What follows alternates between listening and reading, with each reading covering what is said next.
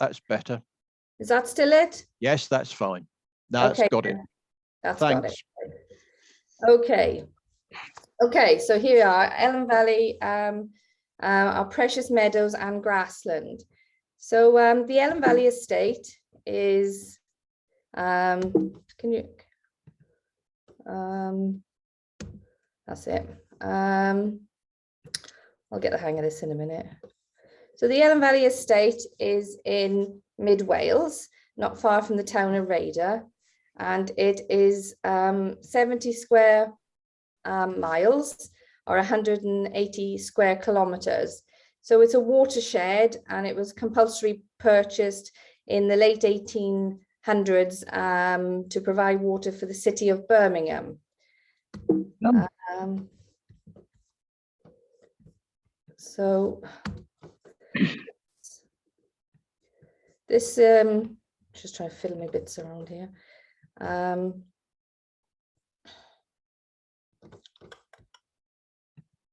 on, guys. So this is a picture of the Elan Valley. What can you expect? It's a sort of beautiful landscape, has over 400,000 visitors visit it a year. Steep-sided valleys where a river used to run through, and obviously that was suitable for the flooding of the valley way back in the late 1800s. Sorry, Sorcha, to interrupt again. It's gone funnel shaped again. That's it. That's got it. Yeah, that's right. Thanks. Right. Okay. I think I'm having just problems with. You can see it now, right? Yes, that's fine. Yeah. That's it. I've got it now. It is moving. Okay. Right. So to understand the Elan Valley Meadows, I thought I'd give you a little bit of history about the landscape itself. So by the late 12th century, the entire area was formed part of the lands of Cistercian Abbey of Stratford, Florida. And most of this historic landscape falls within the Cumdiver Grange. And the principal resource of these monastic lands was undoubtedly based on the extensive upland pastures upon which cattle and increasingly large flocks of sheep were grazed. The Grange remained in the hands of Stratford, Florida Abbey until its dissolution in 1539 by King Henry VIII, when the Crown took possession of all the estates belonging to it. Coming up to the late 1800s, there were a number of major landlords. The Lewis Lloyd estate and the Powells and the Sladens owned the biggest proportion of the estate. And the major houses were Cwm Elen, Nant Gwilt and Dollamynach. So the landscape then would have been predominantly farmed, and they produced their own products locally, and that would have been wood, and corn was made, and wool. And some of the reason I've put the tithe map up is just to say that you know, you can see the little patchwork of all the little fields that were in the valley at the time, and looking at some of the names, they sort of give clues to how the landscape was used. So some of the names were like Dollamynach, which is Meadow of the Monks. There's a Dolvola, Dollabont, which is Meadow of the Bridge. There's a Barn Fields, and there's a lovely little place called Pantablodau, which is the flowers in the dip, really. And then there's also sort of lean into sort of fields that were Cae Chlaith, which were used for cows would have been playing a big part. There was a corn mill, and recorded in the valley were also lots of rare hawk bits and various other flowers before they were actually flooded. So there was a little bit of a loss of the meadows, I suppose, is really what I'm getting to, that were underneath that landscape. Oh, I've lost my thing again. So this is one of my favorite pictures. So this is an old postcard or photograph of the Elan Valley, and it's looking up from one of the estate houses that were on the last slide, and that's looking up from where the sort of church is today, if you know the Elan Valley at all, over really what was Nantgwilt landscape. And just in the bottom very left hand side of the picture, that's where the corn mill was. So, you know, they were producing corn, and you can see, if you're a keen enough eye, that one of the fields there towards the back on the right looks like it's actually got rowed up hay waiting to be you know, made up anyway. It's been cut or scythed or whatever they did then. So I just thought it was a really nice picture. And the old little church, which is now underneath the water, is also just in the very foreground. So I think it's a very beautiful landscape, and obviously a landscape that has captured people's hearts back over all the history that it's been known from. So this is a sort of more recent picture today, and I've sort of stuck this one in quickly. This is about 1920s, and it's showing sort of sheep farming, and there's the Voile Tower, and that's the point at which the water leaves to go to Birmingham, which is why the reservoirs were constructed.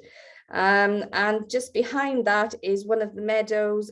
We'll probably have a little bit more of a look at later, and that's my neighbour's farm. That is Henrun.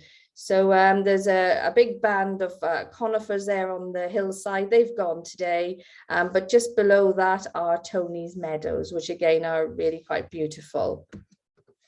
So quickly had to stick in that obviously this is the sort of landscape that has inspired poets and painters for a long, long time, going back to the times of William Liles Bowles and Percy Bysshe Shelley, which both stayed in the Elan Valley, and in their different poems they talk about the dramatic landscape and the steep-sided hills, but they also included the importance of lying in the meadows and enjoying the cornfields and stuff.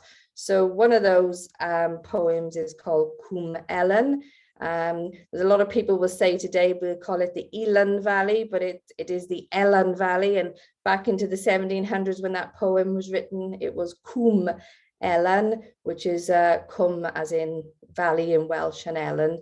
And then, you know, Shelley actually wanted to buy one of the properties, but he wasn't allowed. He's a bit of a liability, and his uncle wouldn't lend him the money, so he didn't get to live here. And then the next picture is just a lovely picture from where Cabin, if you're familiar with the valley, where Cabin Cork Dam stands, which is the first of the dams in the Elan Valley series. And again, it just has little sort of images of the farmhouses that were there next to what would have been the River Elan. And again, are the little fields and the small sort of traditional landscape. And these big wild waters would have been where the salmon climbed, the rocky boulders and things just to go and spawn, which obviously they can't do at the minute. And then there's another little picture there from Turner of Craig Cynwch near to the Elan village. So that was the landscape that was. And now I'm going to take you on a little bit of a virtual tour of Troedrw Drain, which is where myself and my husband are farming with our children. So Troedrw Drain is Welsh for the foot of the thorny bank, probably meaning the you know, the freeth habitat that is behind the house. And you know, there's a lot of habitats. I think is why I usually use this slide a lot. So you will see the very vivid looking green, and those are the traditional hay meadows. And we have about 20 odd hectares of meadow, and this is within what we call the in-by land. So a lot of the farms in the Elan Valley are upland, and then they have sort of sometimes fenced. It wouldn't have originally been fenced, it would have just had a field boundary, and those would have been, you know, you'd have kept your stock out in the summer months, and you would have grown your hay, you would have grown your oats, your corn, whatever you had, and that is sort of sort of center to the farm is our hay meadows, and probably what we value the most.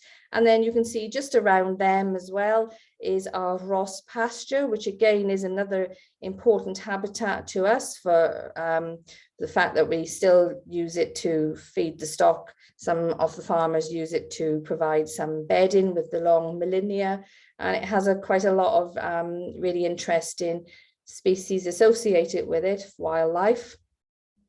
So you can see the crags, you can see there's woodland in the Elan Valley, especially on the steep-sided slopes where the soils are a little bit thicker and richer. And these have been sort of renowned, have been called sort of some of the Celtic woodlands. They're very important for their lower plants particularly. And this landscape has provided good water for well over 100 years now, since the dams were built, because it's all traditional.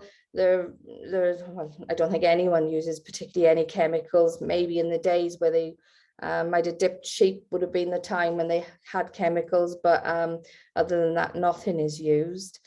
It's a great area. It's got a lot of biodiversity across all the different habitats and all the different farms. And I hope by showing you just our little part, you'll start to build a picture of how all the little farms start to play a real sort of mosaic and network of providing for wildlife across the estate. They're pretty well linked in. It's also a traditional way of life. I'll probably say that quite a lot. You'll get fed up of me saying that.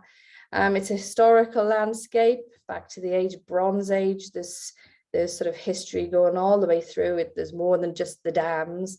It's great for tourism, and of course we produce all our meat is grown grass-fed, so there's nothing sort of, everything stays on farm. We sort of farm within our means.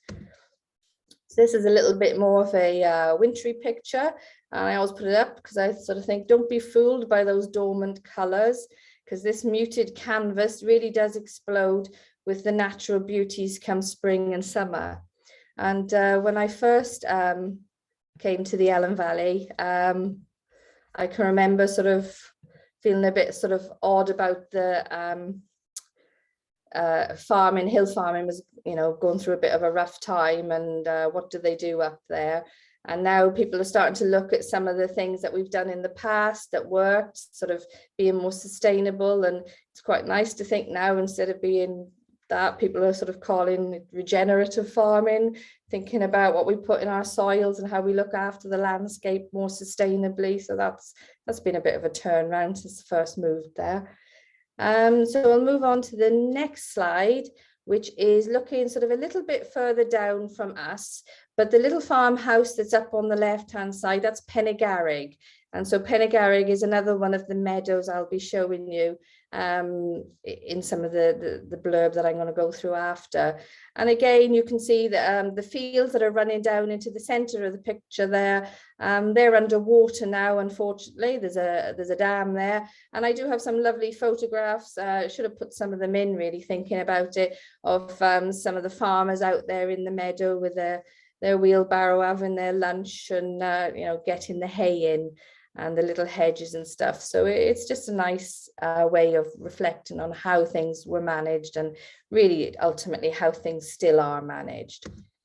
So after a little bit of a sort of backdrop to making you feel hopefully that you understand the sort of landscape a little bit, we have a picture of one of the hay meadows that are on our farm.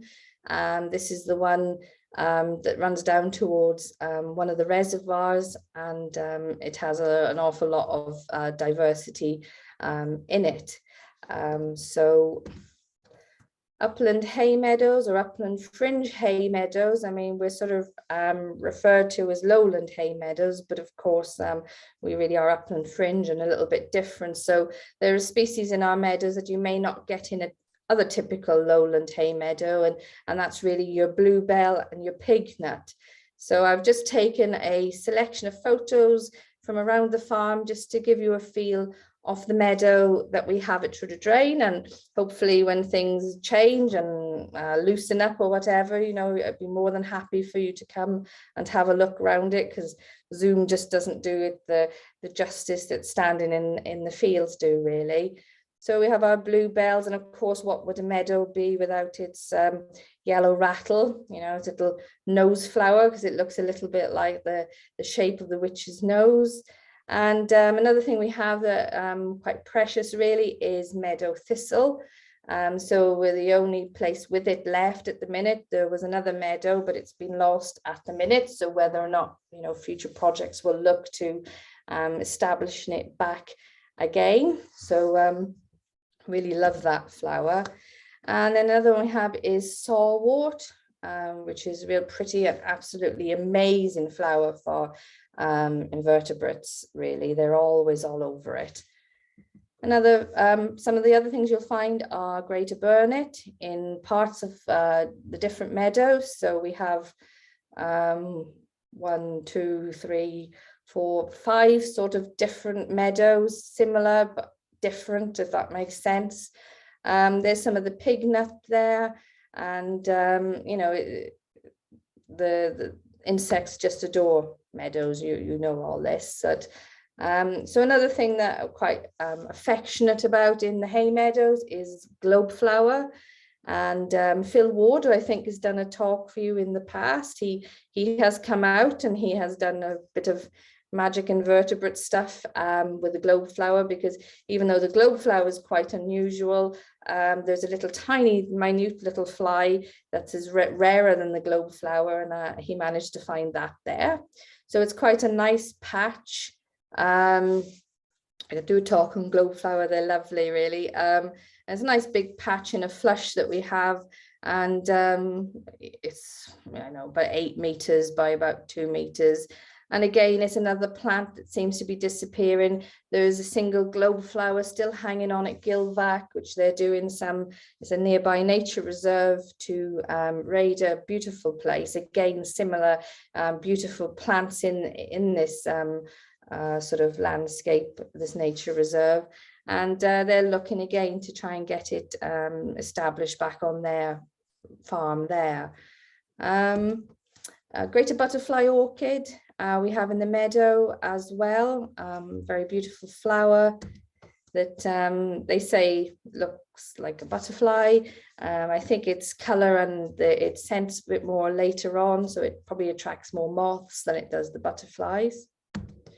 And then we have this sort of just ever-changing hay meadow, and I think that's really what I love the most about hay meadows. Is I don't think I've ever been to one that's ever the same. You know, you step into a completely different world every time you step into somebody else's hay meadow, and that's even just on the same estate where we are all doing the same things, but you know, the meadows just have a different feel about them.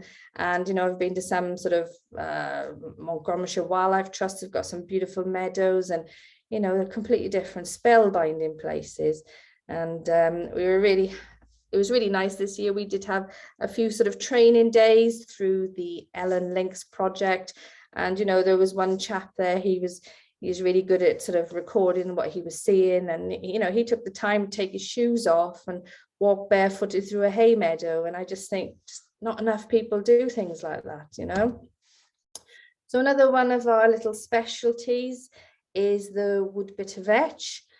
We have bitter vetch as well, but this is the wood bitter vetch.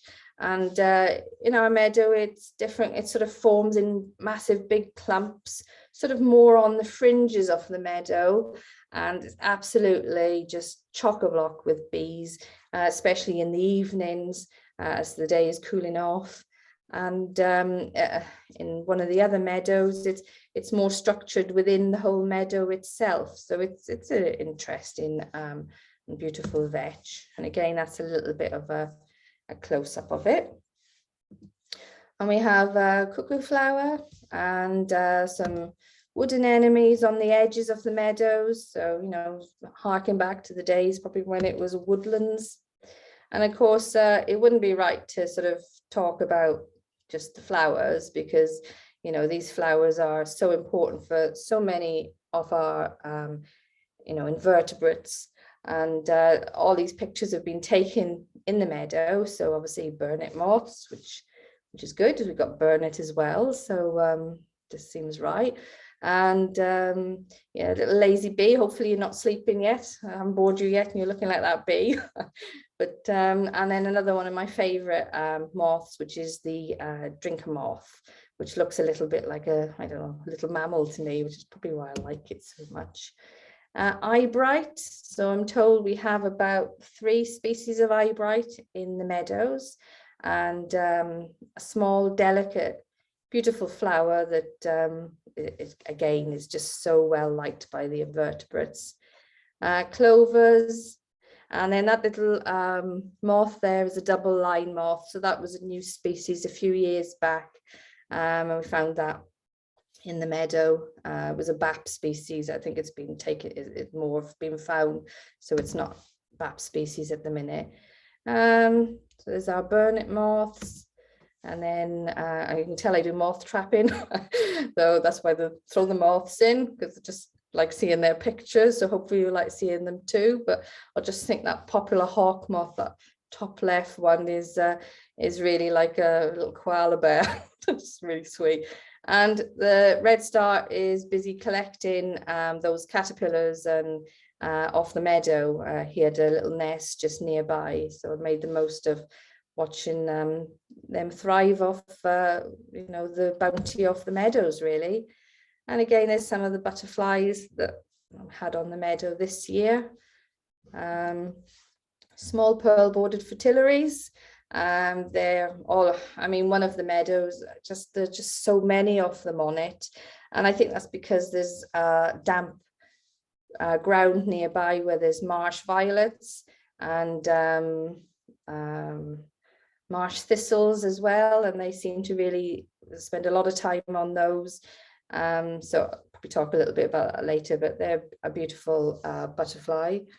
And the margins are important, and I think this is where the cattle will come into play, which I'll tell you a little bit about in a moment. Is that that they help sort of poach a little bit around, sort of break the ground up, and their little hoof dents are really great for holding a bit of moisture, which is great for establishing things like the marsh violets. So they sort of do have this little role that I think is really quite effective. And then we have barn owls about as well. Again, another picture of sawwort.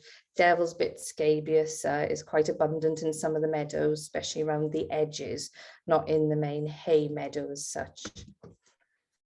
And then we've got these cattle now, which we'll talk about again. And I just think they're very important because they're an organic source of putting nutrients onto our meadow when we're taking all the hay off, just replacing it.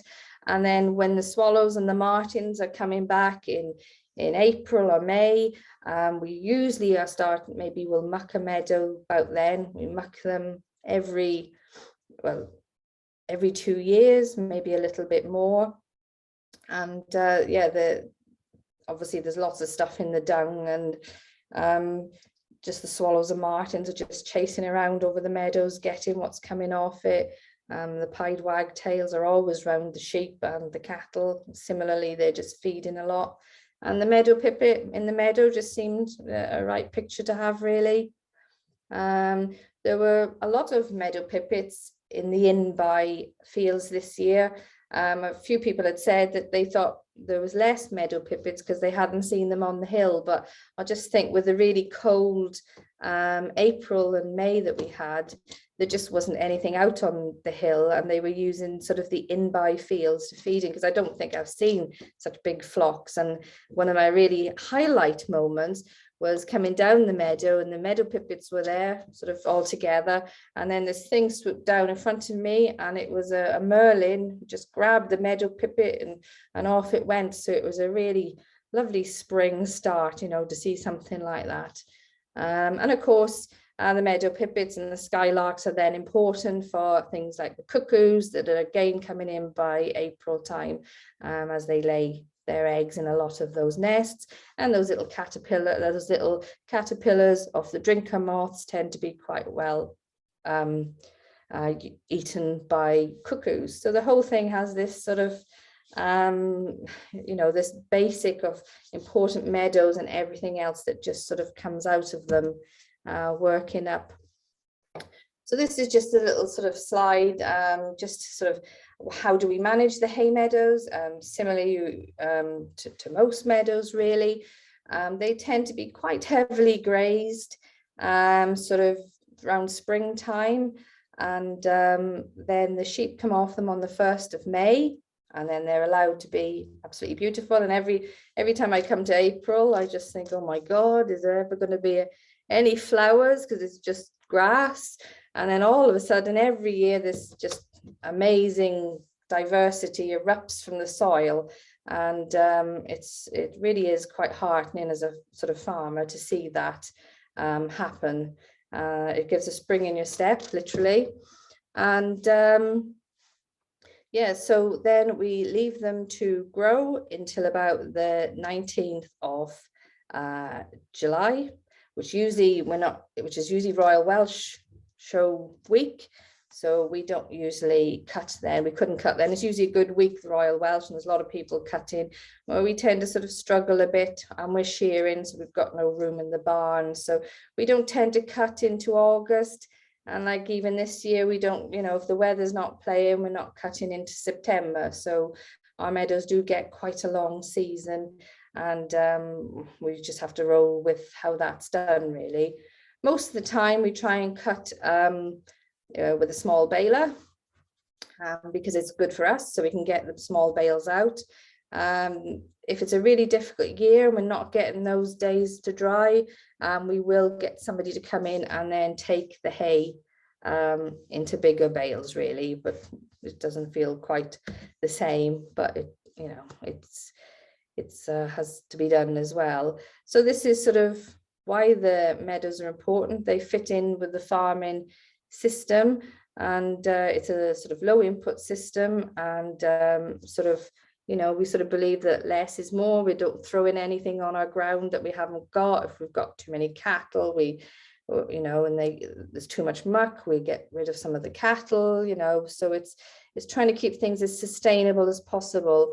And then, you know, in a cold winter, I think they say there might be a bit of snow coming this weekend, or definitely gales anyway.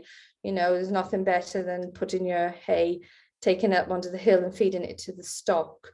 And, you know, you crack open that bale of hay in the middle of winter, and you can smell the summer that's been, and you can see all the little pressed, you know, bits of flowers, the hawk bits especially, and the knapweed and things that are in it. And this has been done for a long time. Obviously today we have tractors, but where man would have done it in big teams of people, but it hasn't changed an awful lot, particularly. And then these are some pictures from this year. So, well, a picture from this year. So this is cutting the lower meadow on our farm. And you can see the bit that's cut is the main meadow, and then there's the margin just around, which just to the towards the tree, between the tree and the tractor, is sort of where there's a real lot of biodiversity. It's never cut, it's just grazed later on once the hay is cut. And we do have a little bit of a problem with bracken encroachment. So this year because of course we can't get on the meadow when you would need to sort of maybe cut bracken. So this year myself and a really good friend who's very kindly lent her time, we're hand pulling the bracken. And over the last few years it's slow, but it is making a difference. And I can see the wood bit of vetch is starting to move into where the bracken is now moving out of, but it is a tedious process. In fact, that whole field, even where that tractor is, was in 1969 covered in bracken. The whole field was bracken. It wasn't particularly a meadow. And my mother-in-law and her husband, when they moved there, they you better grab something now and hold on to it. But they ploughed the field and they lined it very heavily with lime, and the bracken sort of has stayed back for all this time. So I don't know how you're going to feel about that, but there's nothing I can do about it, but things are starting to establish. Again, obviously the meadow above the hedge bank has lots of seeds, and that's obviously brought its way down into the main meadow. So and the pH of those fields there are actually about 5.5, 5.6, and they've remained like that with no liming since 1969. So other fields are different, but those have sort of held it, the type of soil maybe. So yes, there it is. That's the actual business, cutting the hay just in the same field there, rowing it up, and you know, getting the baler out then, and getting the bales in.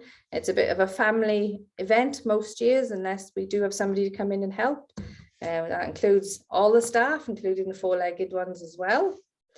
And then that's the real nice feeling when it's all in the barn. And there is a saying in Radnorshire that, you know, hay in the barn is as good as money in the bank, really. So I suppose it's the value of that to a farmer it can be quite immense. Well, it is to a hill farm anyway, like ours. And this is this year, and that is the naughty baler. That's been very good for a few years, but he's obviously struggled a little bit, and we were ready to do the small bales, but it was not tying it up, and or doom and gloom for a bit. But thank God, when you live in a landscape like this, you have neighbours. And our neighbour from Hendron, who again has some lovely hay meadows there, came over and he rolled them up into small loose hay bales, round bales with his little baler. So that all worked out, because the minute we got it in, by a few hours later it was raining, so it was a bit touch and go.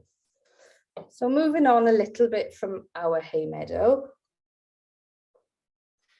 there's a series of, there's 1, 2, 3, 4, 5, 6, 7 meadows there, and these are the meadows that were looked at particularly in sort of around about 2010 for a meadows project. Nobody had really done any sort of looking into the hay meadows. There are another 2 meadows in the Elan Valley that aren't on that are particularly nice, and that's Kilorwant and Lanakawa.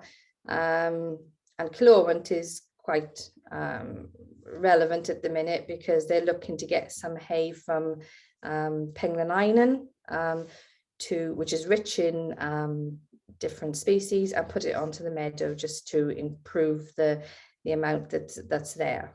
So that makes sense in a minute, really. So we have a list of the meadows with TRD, Troja Drain, and that's sort of just to give you a feeling again of the landscape, how, you know, the remnant meadows that are left behind, how they're spread out in that landscape. So you've probably heard me talk about Tony, and he lended helping us with the baling. So these are his meadows. Just want to sort of touch as we're moving up the valley, really, and you know, that they're really nice and rich, and they're sites of special scientific interest as well. And then we have Tinchlydiot, which is a Elan Valley Trust sort of property, a little holiday home there with the little old farmhouse. And they're nice meadows that are having a little bit more sort of done with them now that there's the Elan Links project. This is our neighbour's next farm up from us. So these are Hernan Meadows, which have the southern marsh orchids in them. And again, not maybe as diverse with a lot of species, but I mean, visually, you know, they are teeming with bees and these orchids. And I think local rumor has it that potentially somebody went to Aberystwyth, because that's probably the nearest place for them, and might have shook their wellies off, and some seeds somehow have got into the meadow, and they've just gone poof all over the meadow. So they have been increasing in numbers over years. And again, this is looking again down towards that same meadows, that same landscape. And that landscape round the meadows at Hernan is particularly important for the curlew. So it's you know, a special protection area for its birds, and has the last really sort of pairs of curlew. And of course, meadows play an important role in in sort of curlew conservation. You know, they often feed on the meadows. They particularly like feeding when there's muck being on the meadows as well, and the wet ground around them. And then, of course, that sort of landscape is really managed today, and a lot of good stuff done with cattle. So Clive has got a lot of cattle there. And then there is Penegaric. So I suppose that has to be sort of the meadow of the Elan Valley estate. And hopefully if you come up, you will definitely need to visit this meadow. You're able to go and look in it. So this was the beginning maybe of the 10-year study of the meadows. And really, I should acknowledge the fact that it's Pete Jennings and Ruth Lowther and Mike Hayes that did most of, well, they did all of this this project. And I think at the time what was, so it was a 10-year study. And at the time we were looking that some of the meadows were losing condition. They weren't having a lot of grass in them, so they were just being tops. They weren't particularly as valuable from a farming point of view because you couldn't get anything off it to feed your stock over the winter. The biodiversity was all right, but the pH was also starting to get more acidic. And I know Ray Woods is quite concerned about the acidification effects of rain. I mean, we're in a water catchment, so you know it rains a lot there and it falls on the hillsides. So they wanted to look into liming a lot. Obviously, all these meadows are really precious. They wanted to know that they were doing the right thing. And of course, CCW at the time, Countryside Council for Wales, were quite nervous about doing anything on these particular habitats.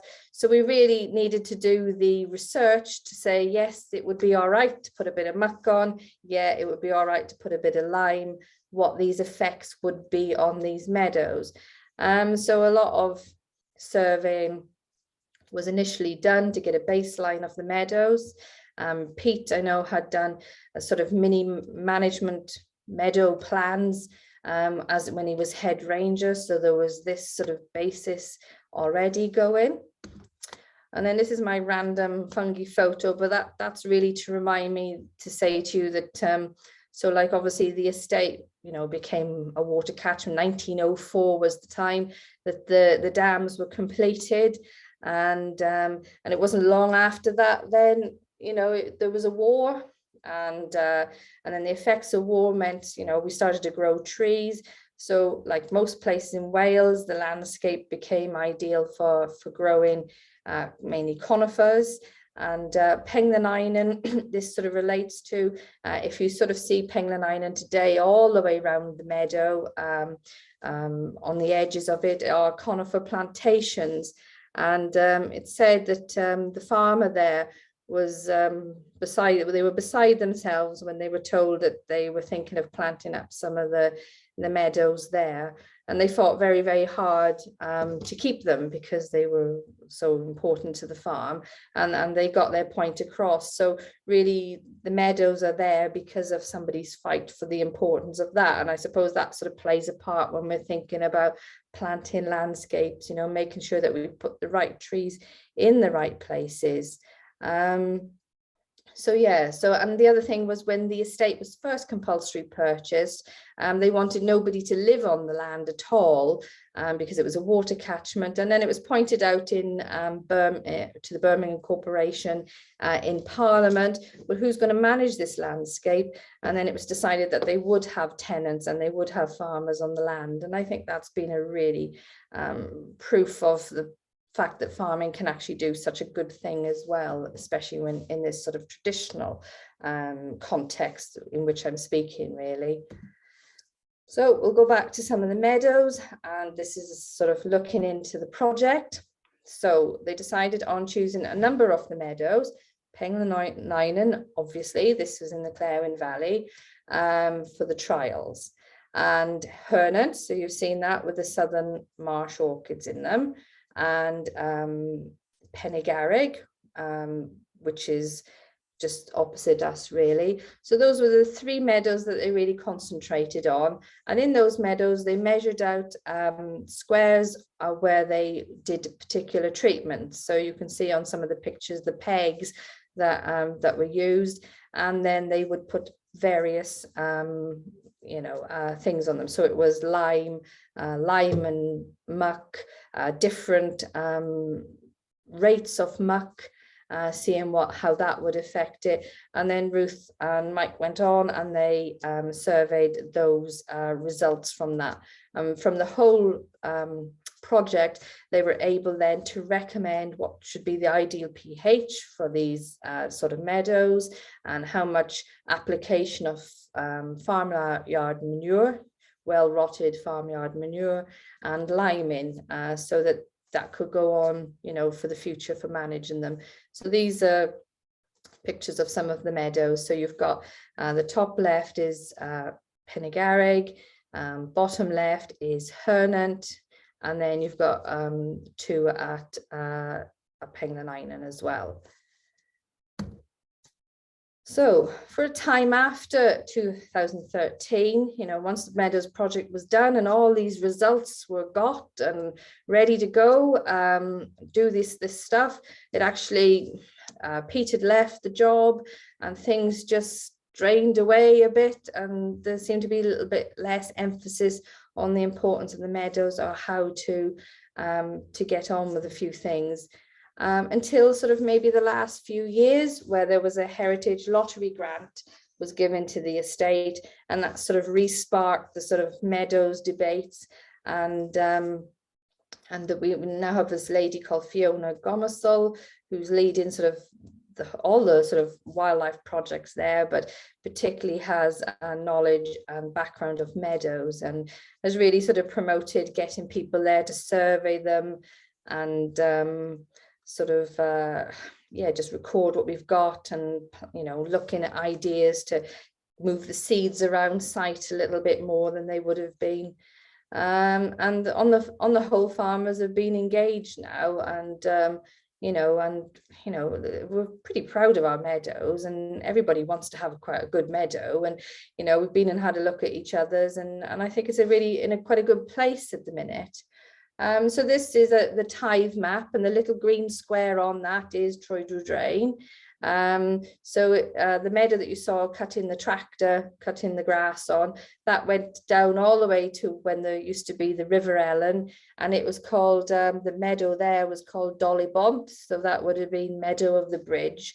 And I just think, I just know what would have been there, because just on the edge of that meadow is what's left. And it's fragrant orchids, it's globe flower, it's meadow thistle, it's all the really beautiful stuff. So it's a loss, which means that we have to really look after, I suppose, what's left. And there is this real, because that something has gone and you're sort of a little bit responsible for what's left, it does shoulder a little bit of a burden. You sort of think, I don't want to lose anything on my watch, and I don't want to be the farmer that lost this, and my husband feels very strongly the same as well, So the other map is a real sort of old sort of look at the different meadows. So it shows some of our meadows. There's one missing, a tiny little meadow out the back of the barn.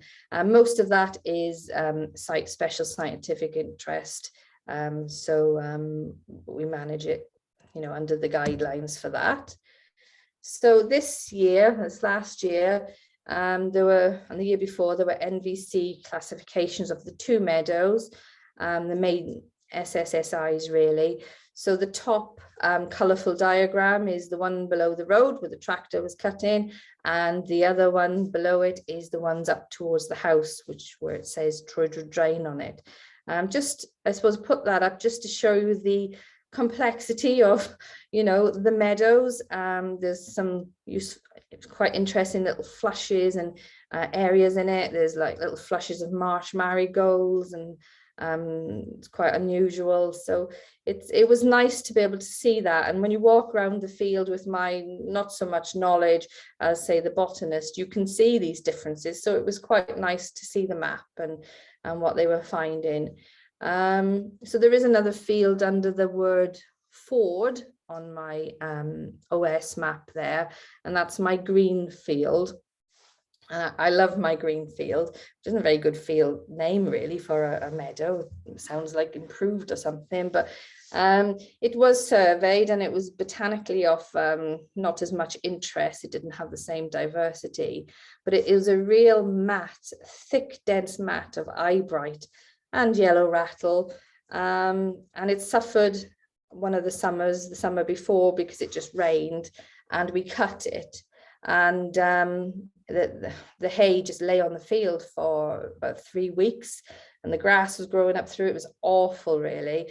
Anyway, the weather did change and we did get the grass off the field, but because of the wet of the summer, the wet of the everything on the ground, it was, and it's a wet sort of field, it's quite clay, it just looked really poor. So we used that in a way to our advantage, and I started to put some seeds from the other meadows into it as well, because there was a bit of bare ground that just looked really tatty. And so no stock had been on that meadow from that summer cut till the summer after, really. And it started to heal now and it's looking really good. And we have had the odd butterfly orchid pop up in it that we've not seen before. And we did have it surveyed for its pH, and it was quite low. It was 5.1. So I'm wondering maybe if that's also a bit of a restriction on some of the diversity that we're finding. And now I've put some seeds in. I'm hoping that we've got permission to lime, and that we'll see maybe a bit more diversity. Saying that, I have managed to get a little bit of sawwort and globe flower in it, so hoping it'll just become better and better, really. So yeah, I was throwing these seeds in the meadow, and within a few weeks there was, it sound like a farmer now, but the badgers were in there and they turned it over. They were obviously looking for some sort of grubs that were in there. So I was walking that down, that mess, and then I finished that and I looked around and then there was pheasants in there digging it up, and I just felt like everybody was in against it. Anyway, I was so pleased when it did come out looking good in the end. So moving on, so this was sort of, we also worked with the Welsh Government Farming Connect, and we got the fields all pH sampled, because for years I felt like I was saying, are they fine, are they fine? And people would say, yeah, they're fine. And I'm like, well, you know, but today you can get these pH things. It's called a nutrient management plan, but it's got a bit of a twist, because obviously we're not managing it to get as much grass, we're managing it to get the diversity, because of course, yes, grass is great to feed your stock, but we really value the fact that the variety of species in it is actually benefiting our stock more than if it was just you know, grass rich, really. We really are big fans of you know, the old Kaya's butty, you know, the hospital field, and that all the little herbs in it play quite a big part in making our stock overall healthier in the long run. So we, like we say, we're not organic, but we hardly use any chemicals, you know, really. So that's the list of the pHs there. You can see for the top meadows, and you can see that there are a number of them that are actually quite low. So recommended from the Hayes, Lowther and report was 5.5, 5.6. You can see that some of them are actually falling right down to 5. So I then did a little map. It's upside down for the writing, but it does fit with what I've been showing you. And all the little red bits and this bottom bit of the slide you can see is my green field, and that's where we've got permission to lime. So that'll be interesting. I think I'm supposed to peg out the area so Brian knows where to put the lime on. The patch just to the right of the map, you know, the bold line, you can just see that was starting to lose its diversity. It's actually called wildflower patch, but the wildflowers I don't think were the same as what my mother-in-law remembered them. So hopefully that will be a positive thing for it. And then just outside, so that's all the dark line is the SSSI boundary, and just outside it is the oat patch. So in 1969, when my in-laws came to farm there, they took the last taking of oats from that. So, you know, on the NVC and the monitoring, it was like, yeah, it's not really a great field, but, you know, once it was an oak patch, so, you know, it's just taking its time. So hopefully it will again be able to have its place in being as good as what's to the left, really. So before they've done this sort of Ellen Lynx stuff, I really used Pete's, was obviously my old boss, and he had a little guide of all the fields of all the different farm holdings, and he suggested how they might be managed, and he did suggest that maybe we should have some cattle, which we hadn't had for a number of years. And then we had won an award with Plant Life and Butterfly Conservation and RSPB Cymru for nature-friendly farming. And they came out and looked around, and there was some evidence of maybe, you know, things trying to revert, and then cattle would maybe have a good role to play as management tools, really. And so we went for it, and we got the cattle back. And yeah, I think it was one of the really good moves we've made. So we got the meadows. So, you know, I think I've covered what we do, you know, for the meadows, the timings and everything. But equally as important are the little dips and hollows and the little rocky places in the meadows, the margins and the edges. So they have a lot of their own diversity. And of course, when the main meadow is cut, it allows places for some of the invertebrates and other creatures to find a little nectar sources and places as well. So the uncut margins, the difficult rocky outcrops, and these can be a haven. And this area is just absolutely teeming with devil's bit scabious, and that's our shorthorn bull. He's been put on it probably, you know, into the end of September or something, just when it's starting to go over. And they're just to control some of the Millennia grass that's starting to take a bit of a hold, and it seems to be really working quite well, because these sort of wet edges are quite abundant in things. So we've got fragrant orchids, which I've been monitoring for a few years. We're usually around about 40 or 50 in a couple of flushes. And then obviously you've got your heath spotted orchid, and water voles are in the ponds and on the margins of some of the watery places. A small pearl bordered fritillary, love that area. And then we've got sundews in some of the flushes.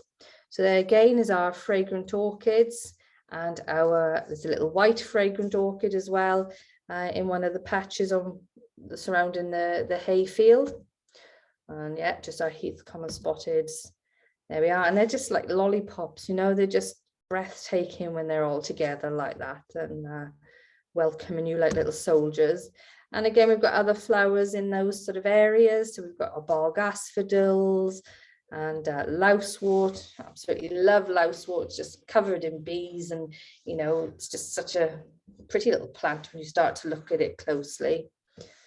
And then a couple of years ago, we found a small white orchid, which was quite exciting. I thought, oh my God, what's that? That's different. That's a small white thing. What are you? Small white orchid. So that was it about, not this year, the year before, not looking quite as elegant as the first picture. You only had 3 little flowers on it, but I did spend some time watching them, and they were very readily visited by lots of tiny little flies and things. White-beaked sedge and some of the flushes, that's the lousewort again. And again, it's a habitat for things like our water voles and our voles, things to feed our owls and stuff. So the whole little mosaic around the meadow. And our bumblebees enjoying things like the knapweed and the marsh. Marigolds, we get marsh thistles, sneezewort, spearwort. They all like those damper places. And then the really sort of cute little flushes in the middle, we get things like butterwort and the sundews and the cotton grasses, both types. And then all the invertebrates that go with that, really. So I think I'm a really big fan of trying to just say it's it's really having that living landscape approach. And I think that it's a landscape that has to be managed like this. You know, you would lose a lot of what the things I've discussed, you know. So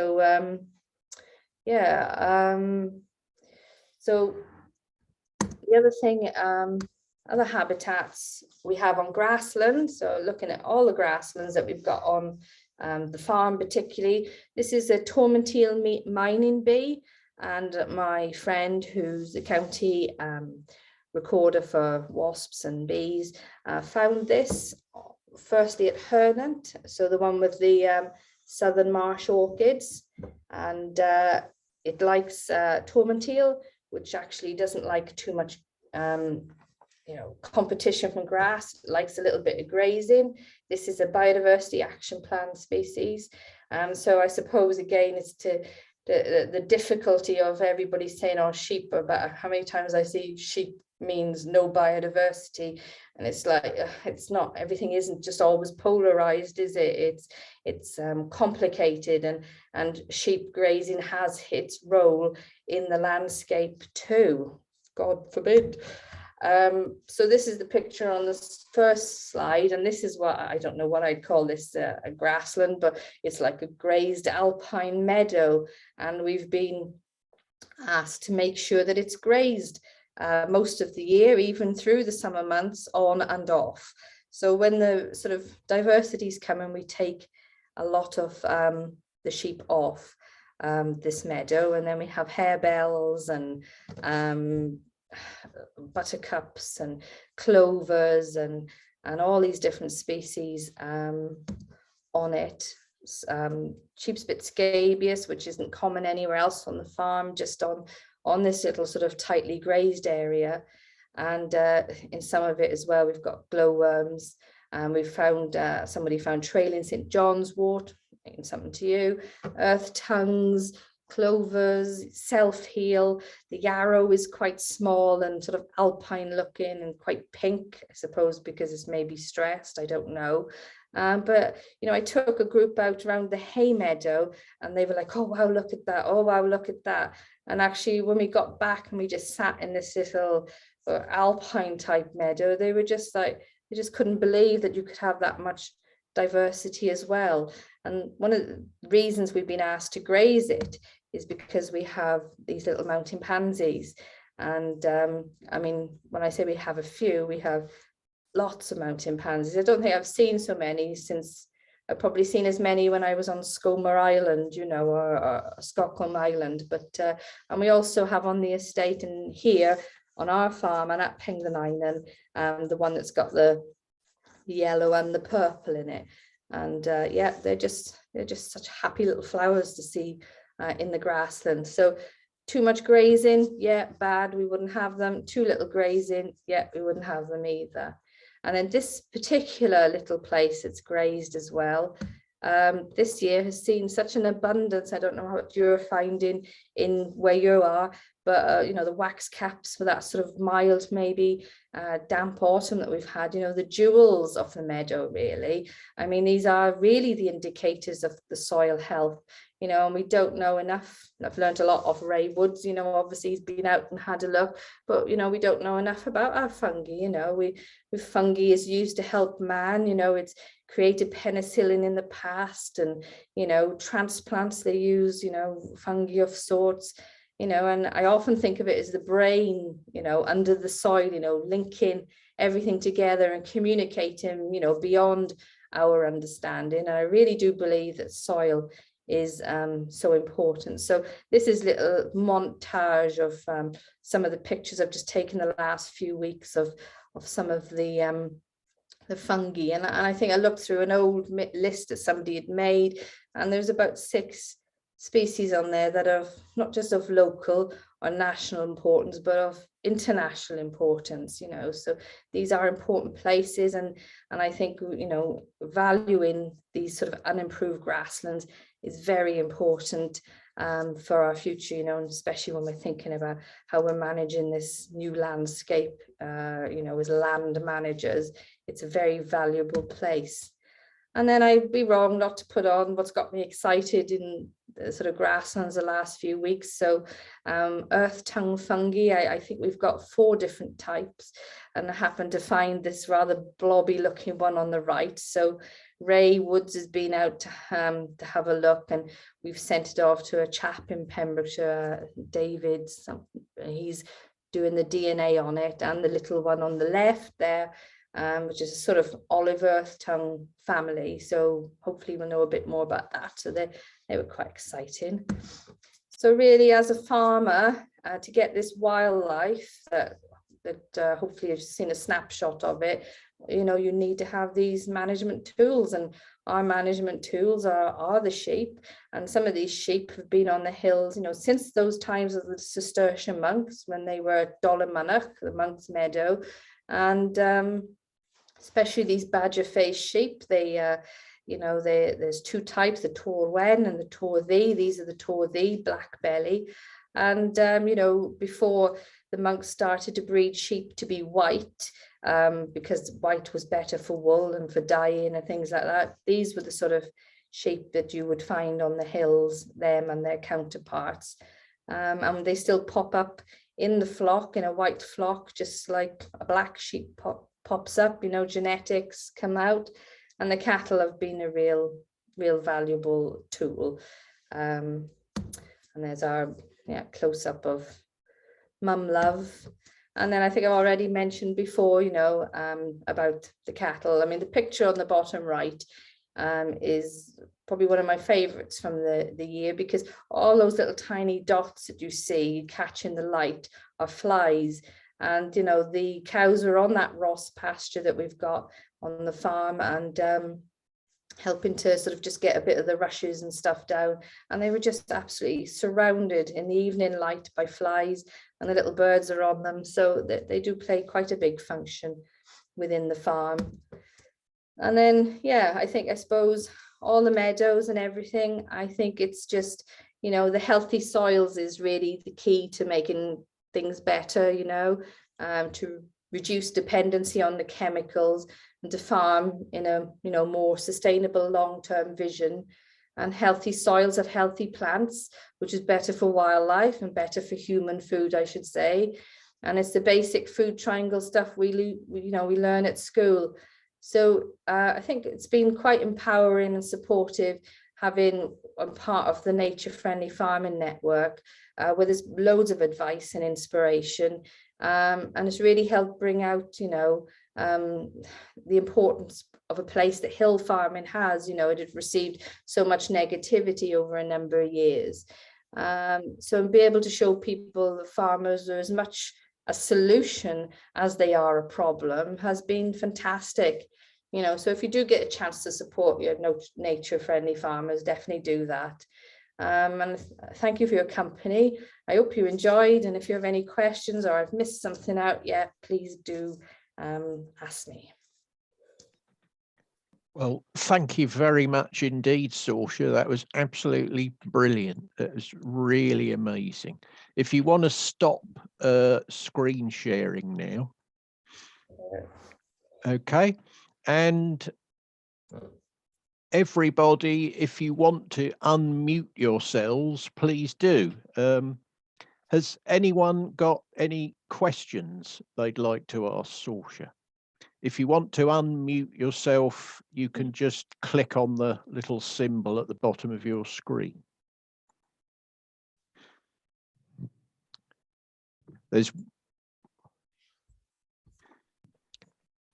Well, I got one. The Sorcha's talking about the trials that were done by Hayes and Lowther.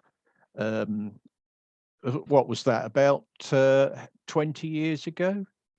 That sort of time? It's about that now, yeah. Yeah. There's a link. Anyone can read it.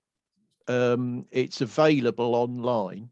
If you go to the Meadows Group website, you can just put Elan Valley in the search and you'll find it.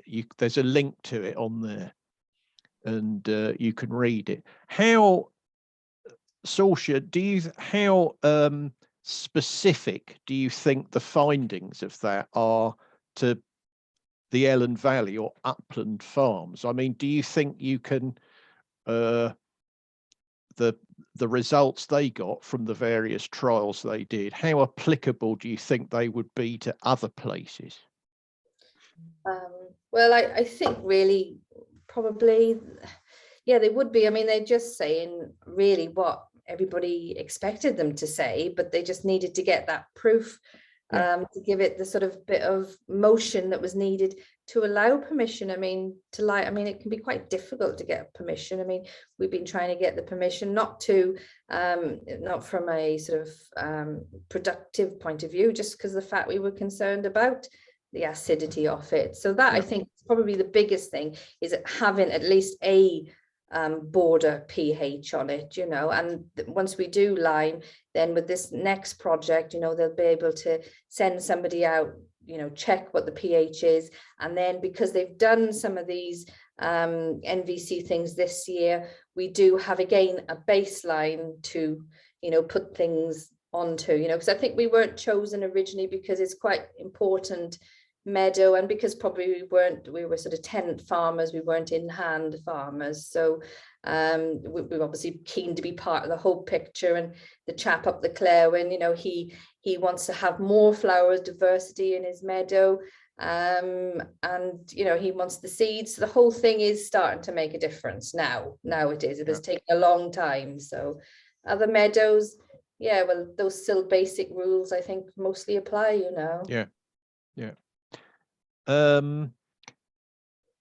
Part of, you've got triple SI fields there. Is it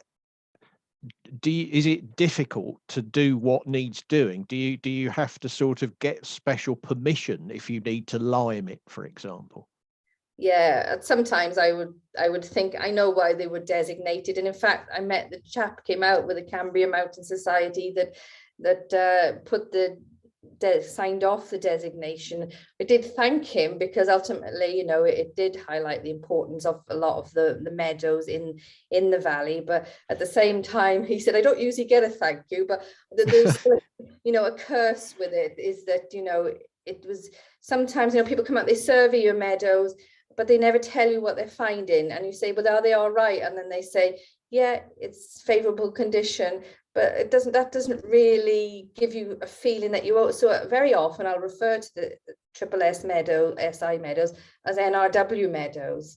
Yeah. I feel like they're because for so many years I said, is the pH all right? Is the pH all right? Yeah, we think so. And I know Pete had done pH stuff, and I had his little Bible that I use, and he was saying it was low in some of them, but there was nobody. I felt like, well, if you want this meadow to look good, you should be saying, oh, we need to pH these now and make sure that it's, they didn't. So we ended up, getting the funding and doing the pH. And that is more empowering then, because I have that knowledge, but then trying to pass that knowledge on and say, look, we really need to do it. And luckily we have quite a good glass tier lady, and with NRW familiar with the valley, they have given permission, but it can be difficult too. And it is important habitat. So, even going to lime the meadows, I'm thinking, are we doing the right thing? Do you know what I mean? But I know we are, but it's a big responsibility, which is why I like the green field, because it's not an SSSI, and I learn from it, so it doesn't have much diversity, according to the lady that came out and did it. But of all the meadows, it's the one meadow that's absolutely chocker with bees. They just love that eyebrite and that clover, it's of value there as well. And sometimes you can become so focused on the beautiful flowers, you forget that there's this bigger picture. It's nice to have them, but it is everything else. Well, some of the plants you've mentioned I've never seen. Okay. I mean, I thought our meadows we've got here are pretty good, but the list of things, I've just never seen some of these things. We don't know what things are going to be like next summer, whether we'll be able to sort of be in car full of people? Will we be wearing masks? Well, what will happen? But it would be absolutely wonderful to be able to come and see them. I'd love to do that. Yeah, definitely be more than welcome. We have had a few visits and we can sort of spread out a bit, you know, logistically getting cars around is the thing, but there's a few car parks and stuff. So yeah. I've got some questions on the chat here. Okay. One from Di here. Great talk. What parasite treatments do you use on your livestock, and are they soil friendly? Right. Well, with our cattle, nothing. We don't really use anything until this year, where we had them on some rossy ground and they lost condition, and the vet had told us that well, there were 4 of them that they needed to be drenched, so we did use a drench on them, but we kept them within the ground. That wasn't sort of so important for that time, but the rest of them haven't needed to be done. The sheep are generally drenched when they come back from tack, so like the younger hogs that have been away, and then they tend to go to the hill then. But on the whole, we don't do an awful lot of drenching. Sometimes they get crow-vecked, the hogs, when they come back, because they've got quite full fleeces after being away. They go onto the hills, and we do have the increased bracken and stuff.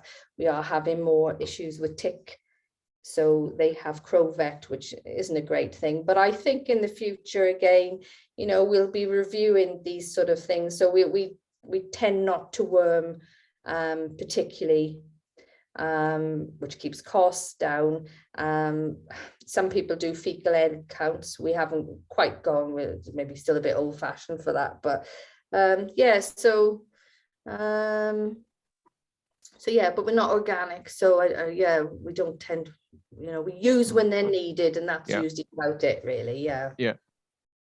There's in Pembrokeshire, there's Dr. Bainan's bug farm, and she's an entomologist who's done a lot of work on veterinary treatments for gut parasites on livestock and the effect it has on animals that use the dung. So, you know, there's quite a lot known about that. Yeah, and, it's a big yeah. And I think they were looking into the fact that you can use things like in herbal lays, which has sort of had a bit of a comeback, you know, which again is the herb-rich meadow. You know, we've got things like bird's foot trefoil and trefoils that are quite good natural anti-wormers. So I wonder, maybe that's, you know, why we don't tend to use as much, hoping that it's in that sort of variety, you know. I know people plant things like chicory in the hope that will help naturally keep a worm burdens down. So yeah, it is a big thing, you know. Well, there's the traditional asbuty field, as you were saying earlier. Question here from Laura: how many soil samples approximately do you have to take to determine the pH for each field? Well, I think the lady that did it took 10 from well, that was from a variety of fields, so there was generally about 2 or 3 for each field, because I was quite keen when they first started talking about pH in the fields. They were talking about taking a sample, and I'm like, oh no, it's so different. You only have to walk over your meadow and you know it's different, don't you? So that was to give a little bit of a feeling back, and you can get funding. It was through Farm and Connect. So, and then you go in with a few other sort of maybe local people that have got a bit of land, and you will get funded for that. So if you are a small holder, you can go in with this group, and you'll get your 10, 20 samples or whatever it is, and you get your feedback, which is really useful. You mentioned the Ellen Links project. What's that about? Well, that was a heritage lottery project. So it was, again, it's probably coming up to the end of it, but they've had an extension because of COVID. So that was looking at the value of the hay meadows, but so it was split into different places. So it was sort of farming and community. There was like history, landscape, and then there was sort of the wooded valley. So it's got so much in it.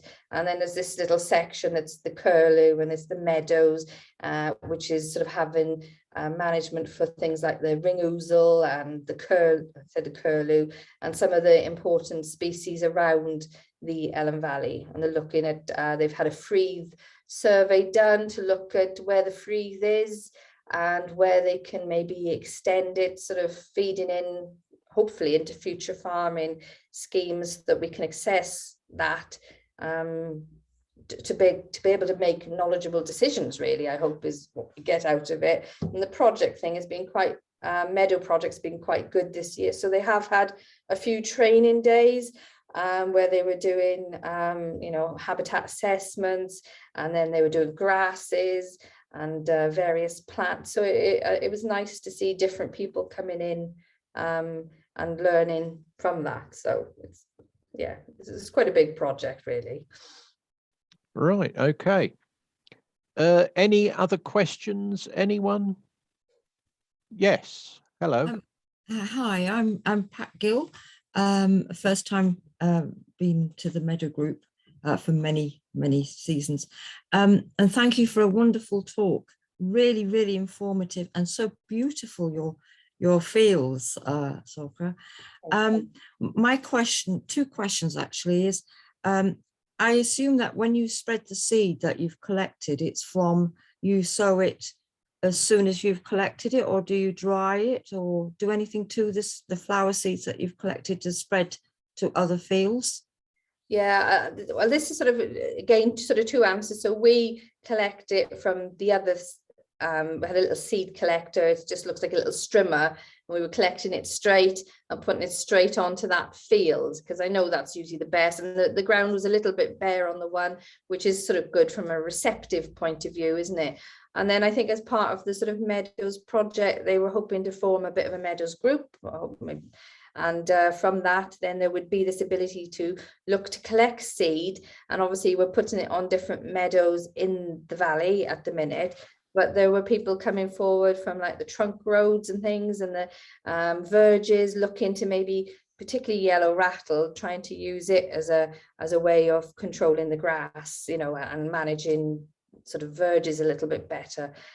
So yeah, so that's sort of the future looking at the minute. So maybe collecting seed and using it to, I mean, the reason there was a coronation meadow was because it was one of these meadows that Prince Charles had chosen for his mother, and the idea was to make another meadow. So I found myself feeling a bit frustrated for years, because there was this meadow for like 20 years that hadn't been used at all to the purpose it was set up, and now it feels like it's been given its purpose. So yeah.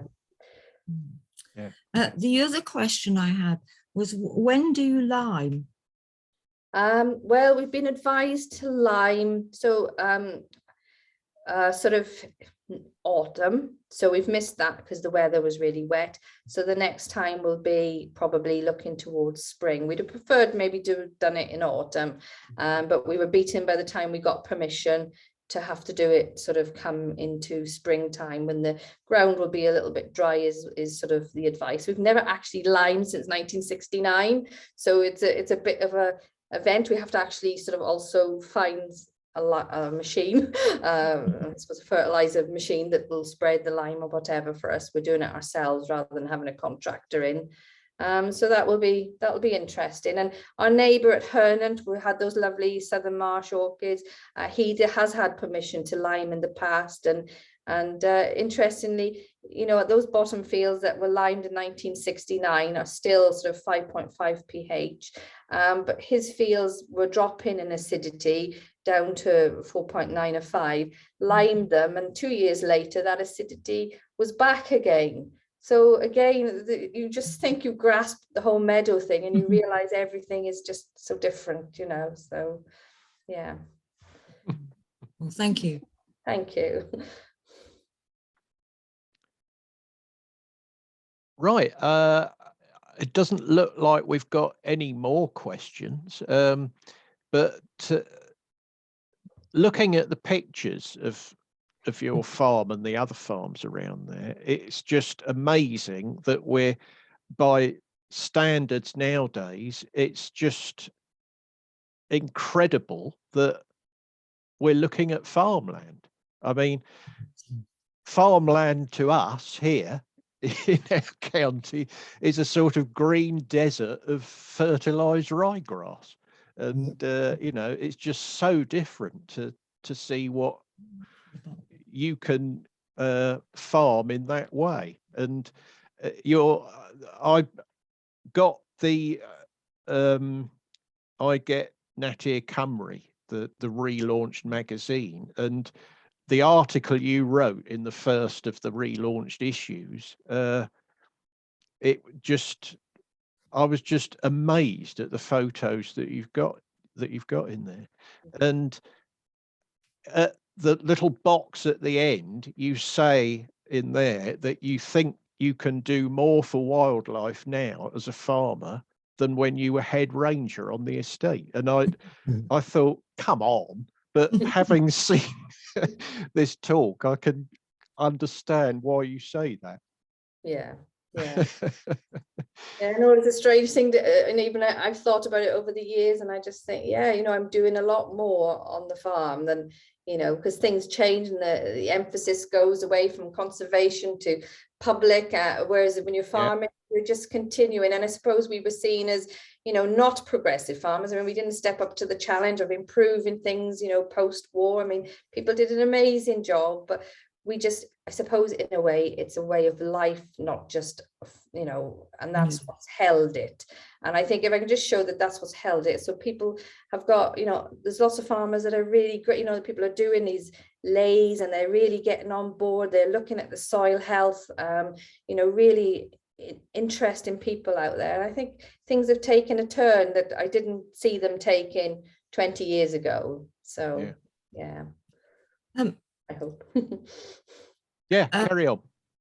Could I just say that we have a triple SI which has great diversity, but not as diverse as your fields.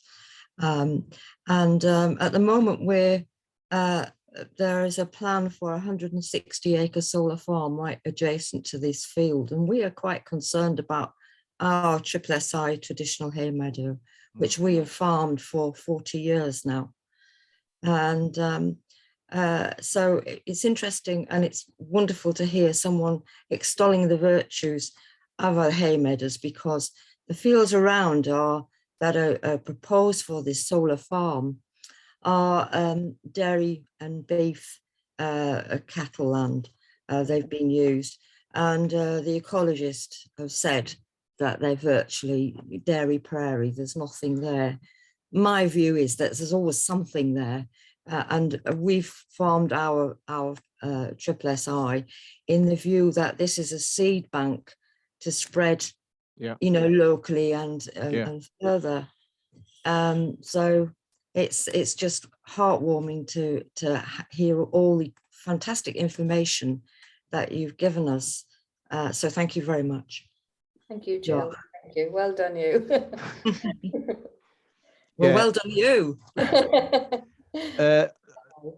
In the chat box, there are loads and loads of people thanking you for a brilliant talk and amazing photos, and enjoying the complexity of the habitat you've created there. So yeah, I'd like to add to that. So all that's left is to thank you very much indeed, Sorcha. It was fantastic, and we'll be in touch, and we hope to arrange a visit up there. I'd love to come and see it. I think it's amazing. So thank you very much indeed. Thank you, everybody. Thank you.